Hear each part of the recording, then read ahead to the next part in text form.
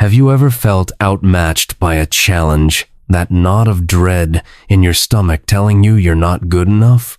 This is the story of a man who felt the exact same way. His name was Gideon, and his story is a powerful reminder that courage isn't the absence of fear, it's taking the next step even when you're terrified.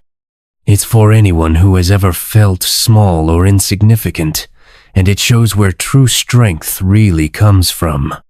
To understand Gideon, you have to understand his world. For 7 years, his people, the Israelites, were terrorized by the Midianites. They came like a swarm of locusts, stripping the land bare and stealing every crop and animal. The oppression was so total that the Israelites' spirit was broken. They went from a promised people to a people hiding in caves, their hope completely gone.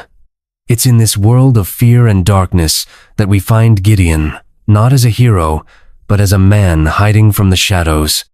My name is Gideon, and when this story starts, my life is defined by fear. When you meet me, I'm threshing wheat in a winepress pit in the ground so our oppressors don't see me. I'm hiding. I'm from the weakest clan, from the weakest family, and I see myself as the least of all. My only goal is to stay hidden, so you can imagine my shock when a voice shatters my world. Suddenly, an angel appeared and called out to me, a man hiding in a hole. "The Lord is with you, mighty man of valor." Mighty valor? The words felt like a joke. Full of bitterness, I shot back. If the Lord is with us, why has all this happened to us? Where are all the miracles our fathers told us about? But the Lord looked past my fear and said, "Go in the strength you have and save Israel. Am I not sending you?" I pleaded, "How can I? My clan is the weakest, and I am the least in my family." I gave him every reason why he had the wrong guy, but my weakness wasn't a problem for God. He didn't say, "You're strong enough." He said, "But I will be with you." My strength wasn't meant to come from me, but from him. Belief didn't come easily. I needed proof. First, I saw God consume my offering with fire from a rock, but even then, my faith was fragile. Desperate for more assurance, I asked God for another sign. I put a wool fleece on the ground and asked that it be covered in dew while the ground stayed dry. God did it. Still afraid, I asked for the oppositeia dry fleece on dewy ground. And in his incredible patience, God did that too. He met me in my doubt, giving me the footholds I needed to climb out of fear. Before facing the enemy army, God gave me a test at home. Tear down the altar to the false god Baal that my own father had built. This meant standing against my own family and neighbors.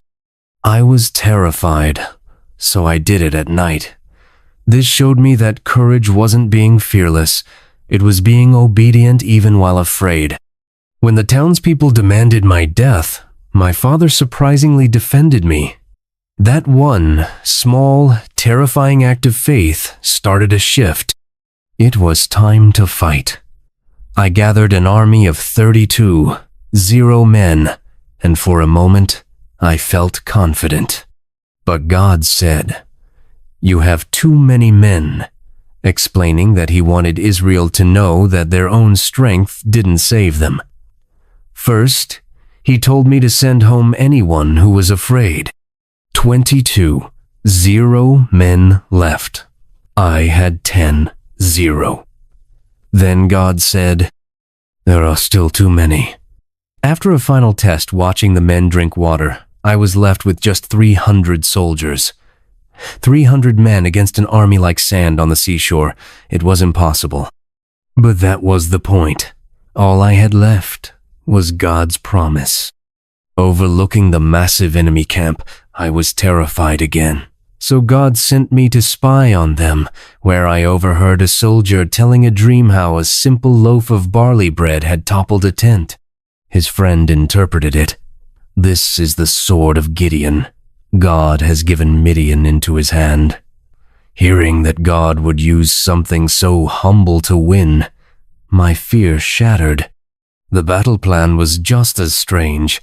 Each of my 300 men had a trumpet and a torch hidden in a clay jar. In the middle of the night, we surrounded the camp, smashed the jars, blew the trumpets, and shouted.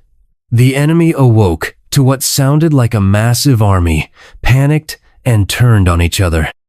The victory was won, not with swords, but with light, sound, and the promise of God. Gideon's story is about the winepress you might be hiding in today, challenge that feels too big, a fear you can't overcome. It shows that God doesn't look for our strength or our confidence. He looks for a heart willing to trust Him, even when it's terrified. He sees your potential and calls you a mighty warrior, even in your weakest moment. Courage isn't being fearless. It's taking that next small, trembling step of faith. What's the next step God is asking you to take? If this story encouraged you, please share it. And in the comments, let us know one area where you need to trust God's strength instead of your own. Remember this promise, true for you today. Be strong and courageous. Do not be afraid. Do not be discouraged. For the Lord your God will be with you wherever you go.